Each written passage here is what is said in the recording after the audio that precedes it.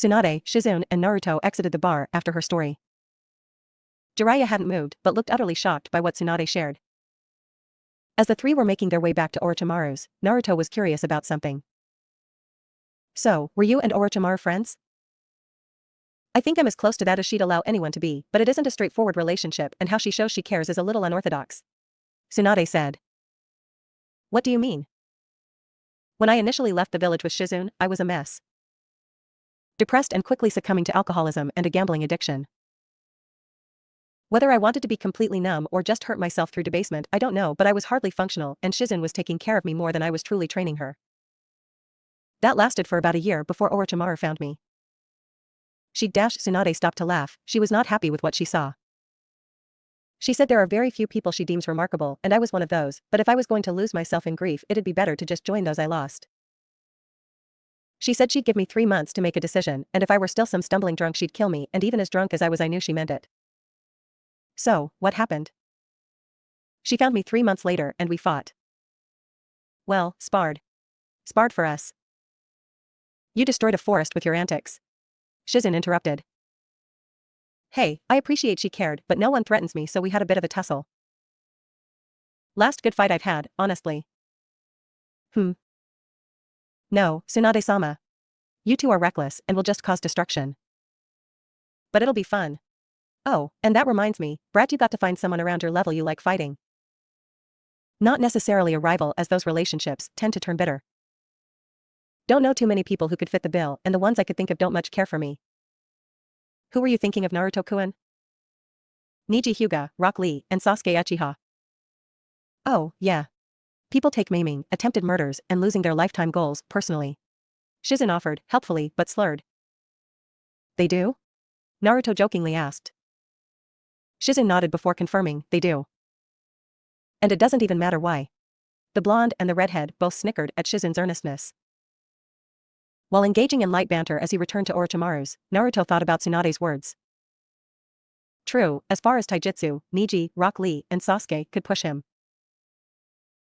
Chances are they had skill superior to his own, or in Sasuke's case having it buttressed with the predictive abilities of his Sharingan. Neither Shikamaru nor Shino were heavy combat types. They could certainly handle themselves, but it was just a different approach as they favored being several steps ahead of their opponents, leading them into traps within traps. Naruto could plan a few steps ahead, especially when previous experience came into play, but he wasn't the strategist his teammates were. It's what made sparring with them so fun, he had to be unpredictable and improvise in ways that would blow up their plans. Naruto was lost in his thoughts and not fully aware he'd made it to his final destination until he heard Tsunade knock on the door. The trio were ushered in by Kabuto who led them to Orochimaru's first story office. The manor appeared to be 2 stories but had 2 sublevels as well. When they arrived, there were 3 other people in the room with her, a tall boy in his late teens, with white hair and 2 red dots over his eyebrows. 2 teenage females, one in her mid-teens with pinkish red hair and the other 12 to 13 with red hair and eyes to match, a shade similar to Naruto's. So, this shithead is the R clan head? I don't see it.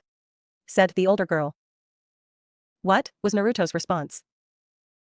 After Tsunade forced Naruto to sober up with the help of medical ninjutsu, the heir of the Uzumaki was better able to engage with his new clansmen.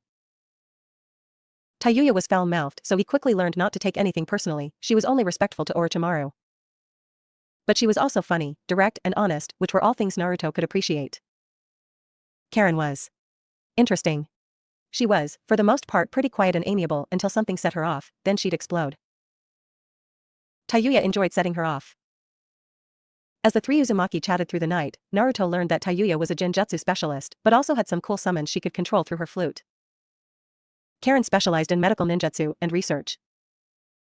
She was originally from Kusa, but her mother and she were not treated well there and she was eventually saved by Orochimaru. Naruto tried to include the older boy, Kimimaro he learned his name was, but he was terse and didn't seem interested so Naruto let him be. All in all, it was an interesting evening getting to know his fellow clan members, even at the cost of a full night's rest. While the Uzumaki had been getting to know each other, Tsunade informed Orochimaru she'd told Naruto about Team Hiruzen's history, including her past with the Sandaime. She relayed how Jiraiya looked beyond shocked, as if he couldn't process the information given. Orochimaru didn't really care that Tsunade blabbed about something that, for almost anyone else, would be considered a highly personal piece of information. Not only did it make Hiruzen and Jiraiya look bad in the eyes of Naruto, but it may cause a rift between the Toad Sage and the old man. Besides, Tsunade was defending her. The two have had the debate long enough for her to know Tsunade's position on the issue. Tsunade can't, or refuses to believe, she would have made the same choices if not for the fallout of their team. Orochimaru doesn't feel guilty about, well, anything really, but she doesn't like that Tsunade accepts blame for her choices. She did what she did because she wanted to do it. She's not some damaged, little girl that Hiruzen broke. She'll never accept that. Also, she just doesn't want to be one more thing Tsunade blames herself for. The woman is so guilt-ridden, it's amazing she manages to get out of bed. It's unhealthy and limiting. The two have never and will never see eye to eye on this issue. Outside of their ethics on human experimentation, it is really the only thing they vehemently disagree on. Well, and Tsunade's Hayori. There are pleasant ways to start a day, Hiruzen is sure of this. Granted, he hasn't had what he'd consider a pleasant start to any day in years. It's always something, always. It'd be bad enough if the letter he received from Raza was the whole of it, because clearly his counterpart is a sadistic asshole upstart in need of a beating. Raza finally sent word on if he'd provide aid in the upcoming AIM invasion, and he would, under some conditions. Hiruzen realized the man would try to get something out of this, the fact that it was to their mutual benefit wouldn't be enough prompting to act. But why this? Raza wants to see the fight that should have been the finals of the Chunin exams, Gaara vs Naruto, Jinchuriki vs Jinchuriki. He also wants this exercise is pointless dick measuring to take place in Suna, as to give his boy as much of an advantage as he could. Hiruzen could have safeguards on hand, making sure Jiraiya was there with seals in hand to subdue either of them. However, they are Jinchuriki, and things can escalate. There is a real risk of serious, permanent injury occurring, and Hiruzen didn't see the value in it. But he'd have to trust Naruto to handle it as support from Suna reduced the risk for his own shinobi, and gave them more manpower. So, yes, that'd have been enough to sour his mood for the day, but he also had the displeasure of sitting across from clearly, hungover Jiraiya looking both depressed, angry and confused. It was bad enough he stumbled in, making Hiruzen's ANBU tense, but the large man just sat down and hadn't said a word. Hiruzen, being used to his students' quirks, knew this happens when Jiraiya is building up to have a conversation he'd much rather avoid. He was trying to find his nerve, and if he held to pattern the first thing he said would be crass and inappropriate. So, sensei. Impregnate any students lately? And there it was. Hiruzen immediately signaled for his ANBU to leave, refusing to do this in front of an audience. He trusted them, but even that had its limits. No, not lately, Jiraiya. The old boy doesn't get around like he used to. But you did get around. So very smooth, the professor was. Jiraiya, I'm going to need you to get to the point as I have actual work and something of actual importance we need to discuss. You toyed with your student and then sent her to your lunatic of a rival, I think that's important. Not to you, it isn't. Every one of her accomplishments was taken as a personal slight by you, Jiraiya. Blame me if you must, in my alleged favoritism, but you burned the bridge between you two, so you'll forgive me if I find this to be a bit hypocritical, especially from a super pervert. Alleged favoritism? Even now you deny it? No, I'm just tired of having to confront it. I'm not perfect, far from it. I've been a professional killer longer than you've been alive. I mess up, I think too highly of myself. I'm flawed, Jiraiya. So, yes, when I had someone that looked upon me with admiration and desire, I savored it. I indulged in it because it was new and simpler. Biwako and I were having problems. The demands of being Hokage leaves little time to be a quality husband and father, but the excuse had worn thin. She wanted more time, the children did as well. Orochimaru just wanted me. Until you had your fill and threw her away. Yes. I didn't know Danzo was as twisted as he'd become, but for the sake of my marriage and to manage my own guilt, I needed some distance, so I reassigned her and limited contact. And before you go on, yes, I've often wondered if how I handled things led her to do what she did. It was one of the reasons I couldn't kill her and let her flee. I often wonder which I regret more, crossing that line with her, how what I did with Naruto, but I can't go back, only forward. I know, sensei. I'm not sure why I'm here. I guess after Tsunade told me, I've just been thinking about how things could have been different. If I hadn't been so jealous and the like. Maybe she would have stayed on the straight and narrow. Maybe, Jiraiya. This is a question I've often had to ask myself as well. So, does this change things for you? No. Regardless of the why, what she's done is unconscionable and I want her away from Naruto as soon as possible, but it does add some context. Not enough to excuse her behavior, but I feel I might understand her a little better, he said with a shrug. Now, what's this business you need to tell me? Raza wants Naruto to fight Gaara, it's his condition to support us against the Akatsuki. I'm not ashamed to admit I wanted to see the fight.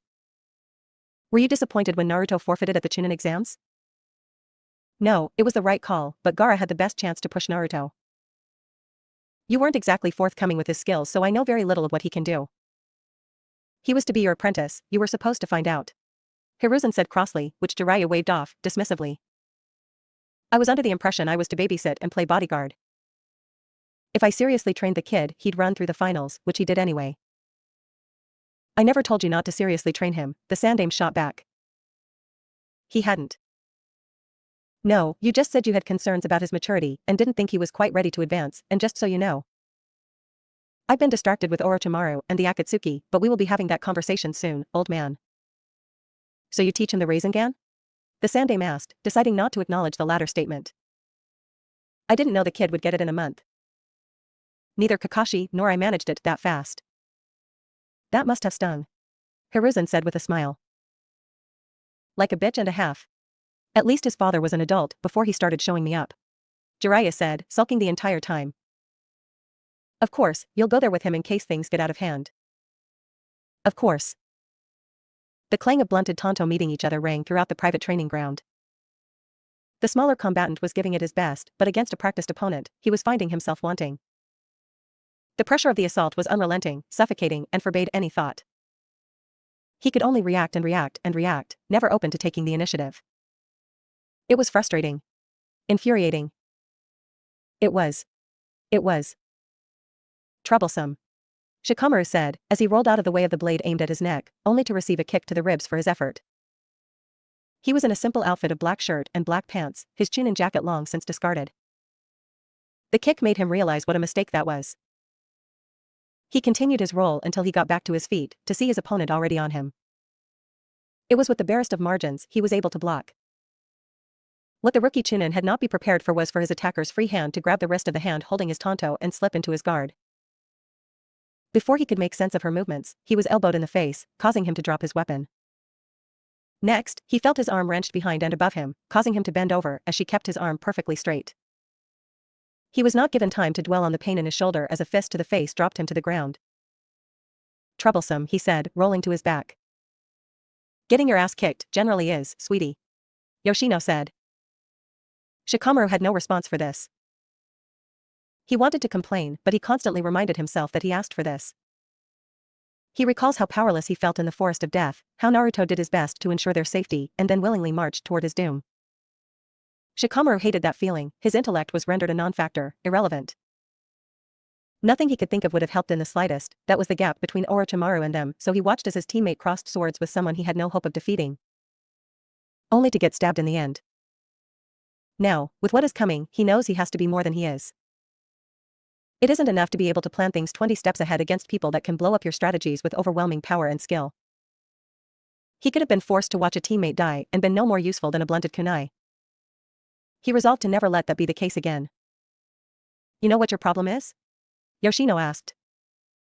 She was shocked when her son requested she help him train as she knew his father was handling his development in clan techniques, but she was happy he seemed to be taking things more seriously. Seeing he wasn't going to answer, she continued.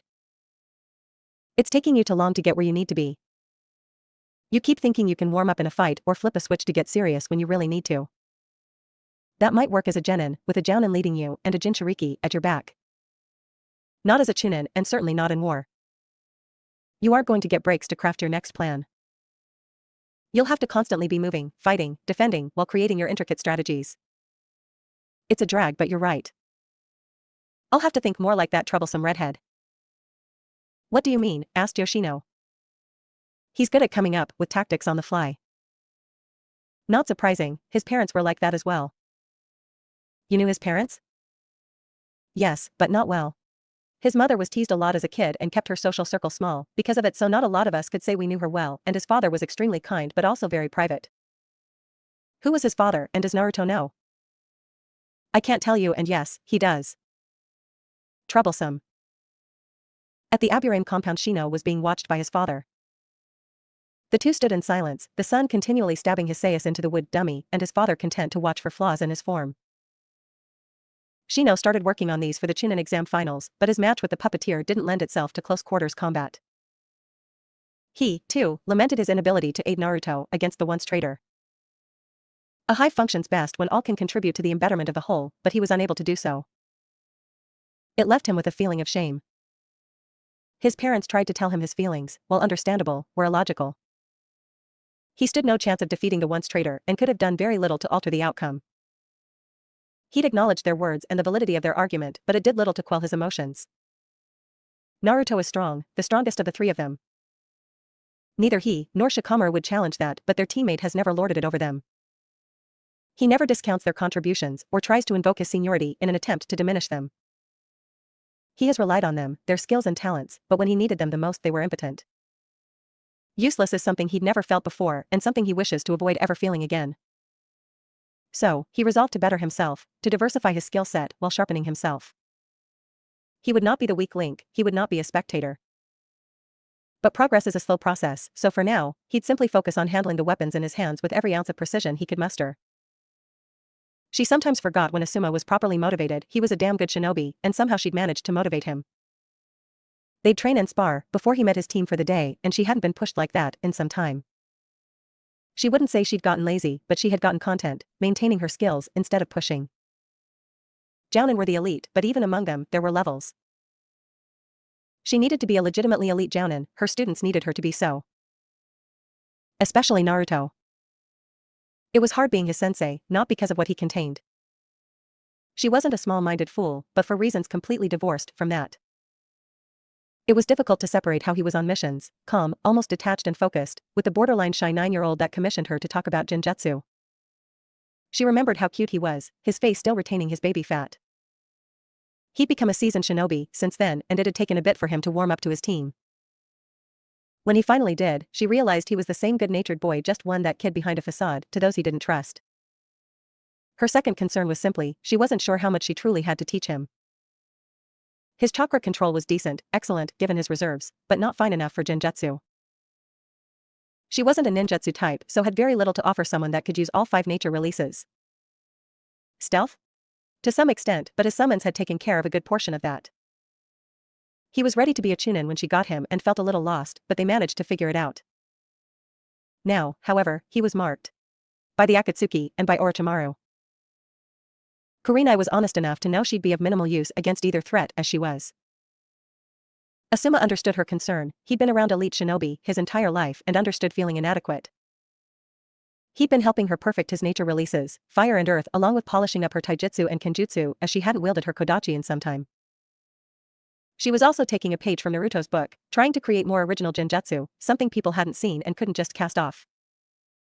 When it was time to remove the Akatsuki, she promised herself she'd be ready, and if she needed to fight Orochimaru to save her student, she'd be ready for that. He never questioned his mistress, it was not his place. She spoke her will, and he carried it out. Theirs was a simple relationship. However, when he first laid eyes on the redhead she was so taken with, he had to admit he was filled with doubts, concerns that said boy was not worth his mistress's attention. As if she knew, she arranged for them to spar, and while he never took opponents lightly, he still held little hope for the boy. Kimimaro could admit when he'd been wrong, and he misjudged this Naruto. The spar started with taijutsu, and the smaller boy quickly learned not to kick someone with the dead bone pulse in the leg, though he recovered quickly. The exchanges were fast, both boys using agility, reaction time, and spacing to deflect and slip their blows. Kimimaro initially disregarded the other boy's tactic of kicking him in the calf, instead of the outside of the leg that typical leg kicks targeted. That is, until he started to slow down and wasn't able to put as much pressure on his legs. The boy had been wearing him down, the accumulated damage had taken its toll, but even still, Kimimaro had gotten the better of their fight. Naruto was worse off, a bloody lip is all that remained of the visible damage as his bruises healed swiftly, but he was breathing heavily. Kimimaro admitted to himself that Naruto was a tank, taking hits some of the Sound 5 couldn't endure and keep going. A small part of him was having fun, curious what an all-out fight between the two would look like. Orochimaru-sama called a short break before she had them engage with Kenjutsu, and Kimimaro saw immediately that the redhead was a much better swordsman as he pushed the older boy in what he, Kimimaro, would consider his best skill. The duel was fast, but Kimimaro could tell Naruto was attempting to incorporate some new elements. It hadn't been quite mastered yet, but when it was the Uzumaki would be a nightmare. His speed and power were excellent, but his nascent ability to transition from a downward slash to a thrust to a horizontal slash with just a change in his grip and wrist movement was impressive. Once mastered, he'd flow through defenses, as he'd either be too fast or too hard to predict for most to stop his offense. Once Orochimaru called a halt to their fight, she informed them this would be a daily occurrence until the month was over, and Kimimaro went back to Oto. Both boys acknowledged her words and Kimimaro was dismissed for the day, choosing to shower, change, and then explore the village for a bit. While Naruto impressed him, he doubted most of the rest of this trashwood. The village was too open for him, the general mood didn't seem befitting of a shinobi village. Civilians all about, concerned about very little and generally in the way, as far as he was concerned. Kimimaro wasn't used to this kind of atmosphere. Oto only had people who were of use to his Orochimaru-sama, and before that he spent his time in a cell, like an animal. He had to stop himself from thinking about his time with his clan, it always angered him and anger would do him no good. They were all dead so it didn't matter. As he traversed the village, he started to notice a shadow tailing him. Deciding against playing coy, he called it out to see a panther cub emerge and trot up to him. "Hi. Why are you following me?" Oniai-chan said you might want some company since you didn't know anyone and Konoha residents can be jerks. "The trash of this village does not concern me," he said before turning around and continuing his walk and noticed the cub walked right alongside him. "You can return to your summoner." "I'm good," she said, not taking the hint. Kimimaro relented, figuring she'd be content to travel in silence. Nah, he was wrong. "Yes? What do you do for fun?" "Fun? I'm a warrior, I don't concern myself with fun." "That's stupid," the cub said. "That is not stupid, it is dedication. Oniai-chan is dedicated and he still has fun. He plays ninja with some village kids and myself. The Uzumaki is not without skill, but he'd be better if he spent that time training." "Pfft, he could totally kick your ass in a real fight," she said and then looked panicked when Kimimaro shot her a glare. He assumed it was the glaring that caused her reaction. "Don't tell Oniai-chan I said a bad word, okay?" He was wrong again. "I'll consider it," he said, causing the summons to relax. He was curious why she was so concerned with the Uzumaki finding out about her word choice, but decided it was of little concern. "We should get some lunch, I know the perfect place." "Fine," Kimimaro said and followed the cub to a small stand that served ramen. He learned the cub's name was Majila and she apparently came to the stand a lot, enough to have a tab and be known by the chefs. Tucci and Iam were some of the few people to treat Naruto decently so he ate at the stand a lot, as a consequence Majila did as well. They didn't even hesitate to feed nor speak with her as if were an everyday occurrence. He paid little attention to the exchange until the expressive cub called him her Oniai-chan's new friend. If he were one to do so, he would have snorted. He could respect the Uzumaki, but friends?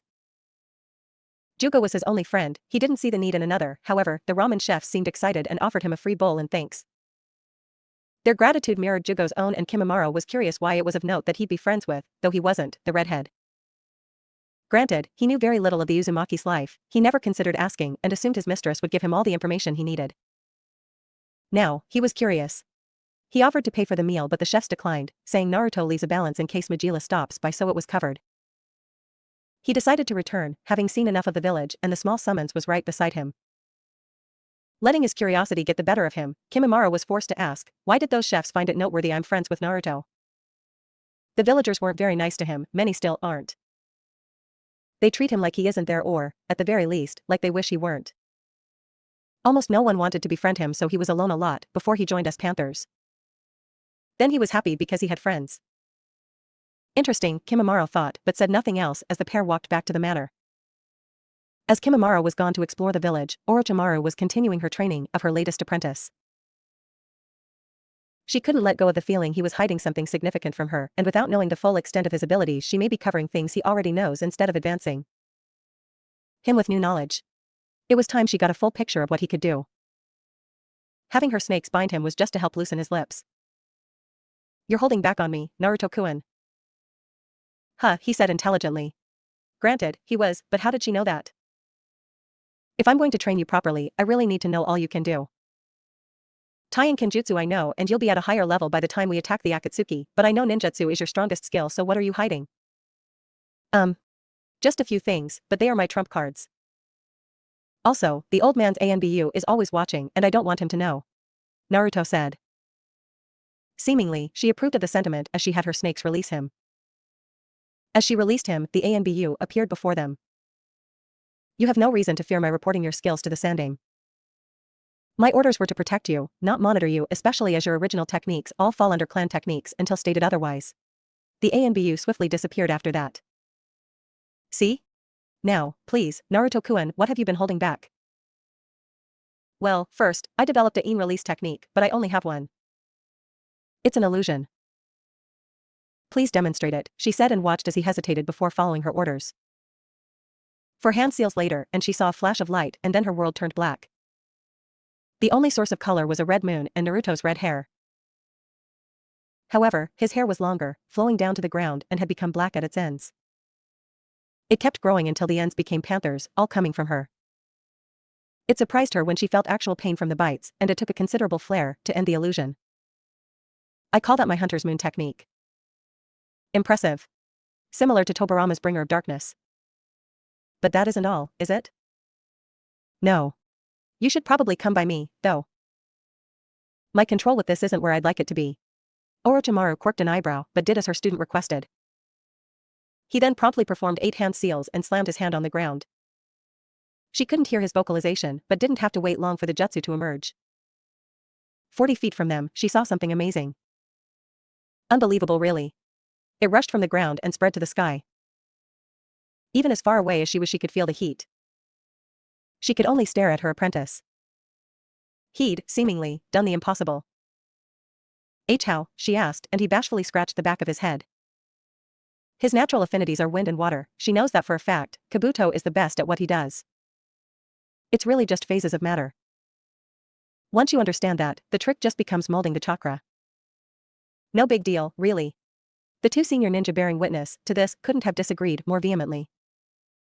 Itachi now understood why Naruto wanted to keep the secret. Orochimaru was simply beyond pleased.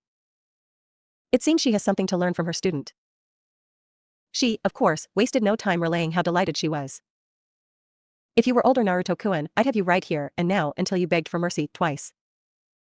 I've never begged for anything a day in my life. He retorted. Twice. She didn't seem to care. What do you call that, by the way? It's my lava style, burning geyser. It was another team training session for Team 7 and the clear blue sky did not reflect the mood of the team. The Uchiha had changed recently. He'd lost his spark. It was obvious to every member of the team. His drive all but gone, everything he did was by rote, his body moving through the motions. Sakura was no help, as her history of trying to befriend/ensnare/console the last Uchiha always ended in failure. He dismissed her out of hand if it wasn't about missions. Sasuke respected Kakashi as much as Sasuke respected anyone but still could draw no comfort nor inspiration from the man. He was too remote, contrasting Sakura's extreme openness.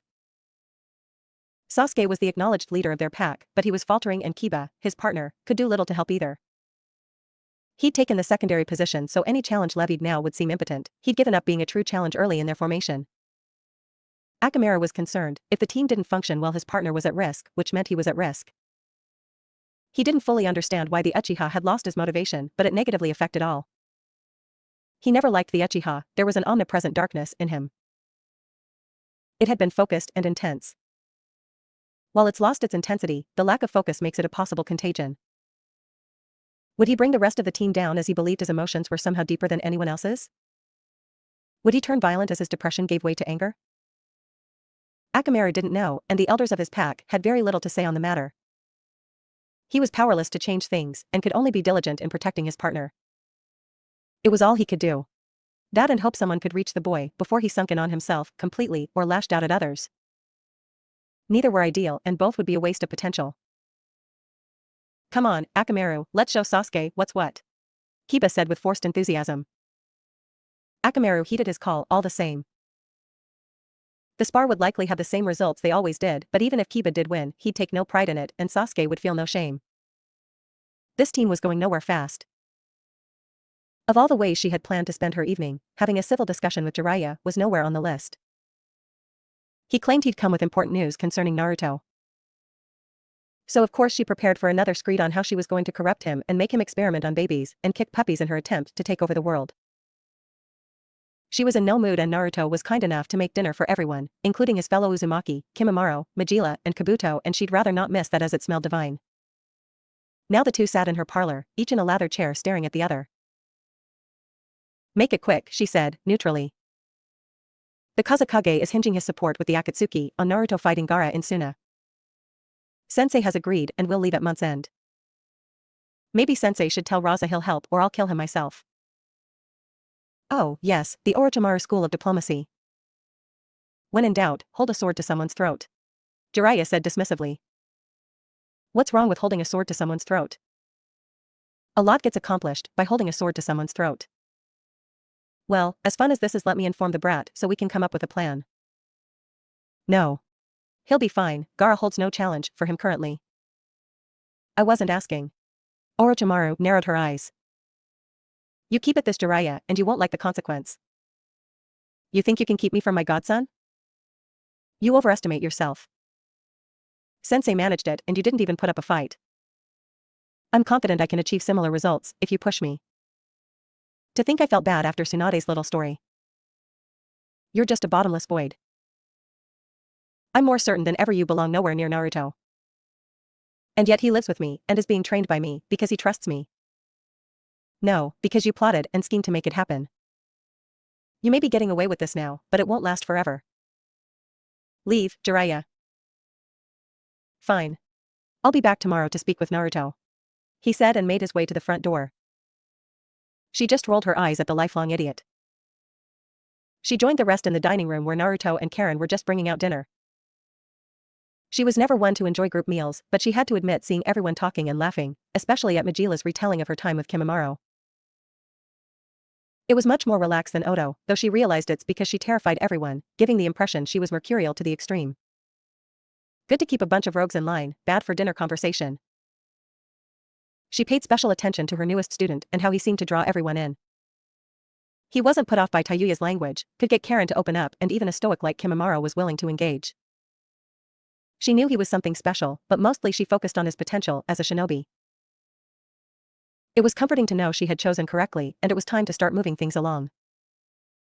As the others cleared the table, Naruto was headed to the library, Majila underfoot, to do some studying, but Orochimaru had different plans. "Naruto-kun," she said. "Yes, sure show? We need to discuss another part of your regimen, namely recovery." "Recovery?" "Yes. While most experienced ninja know to rest and some even visit hot springs occasional to relax their muscles, most don't pay enough attention to post-workout recovery. It limits their gains as they aren't taking care of their bodies. I won't let you make that same mistake, so take a hot bath and then go to your bedroom. You'll be receiving a massage afterward to make sure there's no tension in your muscles." The redhead simply nodded and headed toward the bathroom nearest his bedroom. After his soak, Naruto returned to his room to see it alight with candles and the smell of incense burning. He also saw a massage table and laid on high, face down. He had not suspected the person to give him the massage to be Orochimaru herself as he tensed when he noticed her presence. This only caused her to laugh as she told him to relax. It was weird, outside of sparring Naruto wasn't accustomed to much in the way of physical contact, so even ordinary acts to most people felt intimate to him, so this was doubly so. Orochimaru paid attention to his initial discomfort. Part of the reason she chose to do this was to get him used to her touch so she wouldn't have to later. Also, it was a chance to make him start seeing her as an object of affection and not just a teacher as he had clearly labeled Kurenai. She started at his legs and methodically worked her way up. He did have a great deal of tension in his muscles and knots to work out, so it wasn't completely manipulative. 60/40ths, she'd wager. By the time she'd gotten to his back, he'd relaxed completely, no doubt in part to the incense, which were made of a little something extra. It'd also, most likely, give him an interesting dream tonight. He was asleep before she finished, leaving her to place him in bed. She watched as he slept peacefully. Truly, he was beautiful in her eyes. Not just aesthetically, though she reasoned he'd be quite attractive when he matured instead of just boyishly cute now, but it was his potential and drive she saw. It was similar to Jiraiya. When they were kids, she'd seen his potential that was just begging to be unleashed. If he had not been a jealous, petty boy, she'd have continued to be interested in him. Naruto would be greater still and hold none of Jiraiya's inferiorities. He broke the rules of ninjutsu and apparently had been working on his lava release for almost 2 years, all in secret. Ice release as well, after seeing it in action during a mission. Phases of matter, she remembers him saying. Simple in conception not execution, but he was right. If you can make water vapor and viscous liquids, then ice should be possible. If you can make earth, mud, and stone, then lava should be possible. She, like others, assumed only bloodlines could truly wield the sub-elements, but she was wrong. Because no one was there to tell him he couldn't, Naruto truly believes chakra is limitless potential, energy to be manipulated, and he'll go farther than any before him. That, she believed, was his beauty. Until she was around him, exposed to him. He has a lightness to him, one that shouldn't be there. He's within his rights to hate much of the village or simply deem life unfair and not care about anything, but he doesn't. She's seen him genuinely enjoy others. She was drawn to it even if it'd be something she'd seek to quash, bend, or otherwise eliminate from others. But with him? She protect it as she sees that quality and his potential as intrinsically linked. His belief in chakra mirrors his belief in himself and his innate optimism.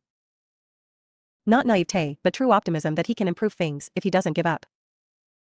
It's intoxicating. So much so she has to remind herself not to rush things. He's still too young, so she must be patient, and she will, but one day Naruto Uzumaki will be hers and hers alone. Even if she has to burn the rest of the world to make it happen. Not Jiraiya, not Hiruzen, no one will stop her. She gives Naruto a small kiss on the cheek and departs, knowing more is in store once he gets old enough. She just has to wait. A dark forest illuminated by the waxing crescent. The foliage is familiar, the dewy scents are as well. His only question is how he got here. Well, and where he got these clothes. Over a mesh-lined black shirt with some red armor he'd never seen before. Over that he was wearing a black haori with red and blue flames at the bottom. He can't see it, but a red Uzumaki swirl lies at the center of his back. His sword is strapped to his back and he has his kunai holster strapped to each leg. His black pants, strapped with crimson tape at the ankles, and his black shinobi sandals finish the look. He has no more time to think about his clothing as a tidal wave comes toward him, uprooting the trees in its way. He wastes no time performing a series of hand seals and immediately unleashes a strong blast of wind, one powerful enough to cleave the tidal wave in two, splitting so none of the water hits him. In the distance, he sees a figure running toward him with great speed. As the figure gets closer, he sees the glow of right ton chakra, contained in some type of blade. Finally, he can make out the figure. It's Tobirama Senju, and he's wielding the Raijin no Ken. Naruto sprinted toward the Hokage with great speed himself, able to perform the full Shikuchi without any ill effects. Tobirama readied himself, bringing his lightning blade overhead, preparing to deliver a powerful strike. Naruto draws his blade, smooth and without mistake, coating it with his supersonic chakra. The two blades meet in the middle and neither give way to the other. Naruto placed his left hand on the hilt, now gripping with both as Tobirama is much stronger than him, but that will be to his benefit. Naruto spun, allowed Tobirama's forward momentum to carry him forward while tries to horizontally slash his back, but the Senju was more than ready for that and swiftly blocked the strike with his own blade. Naruto jumped back to give himself some space, and the two combatants eyed each other. Without a word the two re-engaged, but there were few sword clashes, their dance performed in near-perfect silence. He was the better technical swordsman, but technique can be overwhelmed by physical superiority and experience, something the Night Aim had in spades. This was leaving Naruto on the defensive more than he would like, but it couldn't be avoided. He knew he had to be patient, to find a true opening and exploit it for all it's worth. It took a few moments but he finally saw it, a hole in Tobirama's offense. Naruto promptly charged forward with a thrust of his blade, the speed surprising the former Hokage, and just as Naruto was about to score a blow Tobirama vanished. Hiruzen, the redhead thought, and swiftly turned to where he believed the follow-up attack would come, bringing his sword down. He was met with a clang, but it was not Tobirama's Raijin that stopped his blade, but a tri-pointed kunai. Blue eyes met blue eyes as Naruto stood in front of one of his longtime idols and his father, Minato Namikaze. Without preamble, the yondaime went for a leg sweep and Naruto jumped back. It was a mistake as the yondaime kicked him whilst he was in midair, causing the smaller Uzumaki to fly back and roll until he got back to his feet. Minato launched 3 of his signature kunai and Naruto knew he'd be overwhelmed if they got near him, so he tried something, an experiment he hadn't perfected yet. He coated his blade with his supersonic chakra flow and swung his blade, creating blades that flew through the air. He managed to sever the shiki of 2 of the kunai but missed the one, his control over the technique failing at some point. The kunai landed beside him and he jumped forward, turning to face the opposite direction, hoping he predicted right. He didn't. He tried to swing his blade where he thought his father might flash to, but he guessed wrong and was punched in the stomach for his trouble. The hit was hard enough to make him drop his blade and Naruto shunshined away, but another tri-tip kunai was in hot pursuit. Naruto landed on a tree branch, one of the few not taken out by the Nidame's water jutsu. To his dismay, as soon as he landed, he heard a thud. On instinct, he sent a great deal of chakra to his left hand, turning toward his right. Rasengan met Rasengan as father and son battled for dominance. Minato eventually released his and grabbed Naruto's wrist with the same hand. Before he could think, Naruto was no longer on a tree but hanging over a cliff. He looked up to his father, who was dangling him, and the man smiled before releasing Naruto's wrist and letting him fall. It was darker, he could see nothing but black as not even the moonlight penetrated. His fall felt never-ending until he landed on something soft. He was on a bed and in a room with sporadic spots of candle light. The scent was familiar, but he couldn't quite recall what it was, but he was very comfortable. He decided to close his eyes. The two former Hokage had pushed him hard and he needed to rest. Kukuku, he heard the familiar laugh and shot up, turning to see his new sensei, in a dark red kimono. Her nail polished matched the color of the kimono and he could see a faint trace of lipstick. Her hair was pulled back in a loose bun and the candle light accented the complexion of her skin nicely. She was, in short, beautiful, desirable in a way Naruto hadn't thought another person could be. Her sauntering over to him, pace deliberately slow, didn't help matters as he saw the sway in her hips and the slip bounce of her breasts. He was feeling things he couldn't put words to. Like some long-lost knowledge he couldn't quite remember, an impression he should be doing something to. With her. When she finally made it to the bed and claimed his lips, the picture became a little clearly. Acting on instinct, he returned the kiss, mimicking her motions. His hands around her waist, but decidedly unhappy with their lack of activity. As if they had a will of their own, they started to undo her purple obi, and he felt her smile. Taking that as a cue to continue, he slipped his hands in her now loosened kimono, each making the slow climb toward her breasts. He was enjoying the feel of his skin, slightly cool to the touch, and wanted to savor it. Before he could reach his intended goals, she broke off the kiss and pushed him back so he was lying flat on the bed. She then mounted him, smiling as she started to slowly drop the kimono from her shoulders. So entranced, he could only stare at her eyes until he realized she was topless. Daring to break eye contact, his vision drifted down, once again noticing her red lips and then her slender neck. Just as he was about to lay eyes on her naked breasts, he felt a thud. And then another. And another. "Wake up, Oniai-chan." I'm up. Naruto near shouted, confusion and irritation warring within him. Good. It's time for training. Okay, I'll start getting ready, he said before noticing a certain stiffness, which caused him to blush. After I take a cold shower.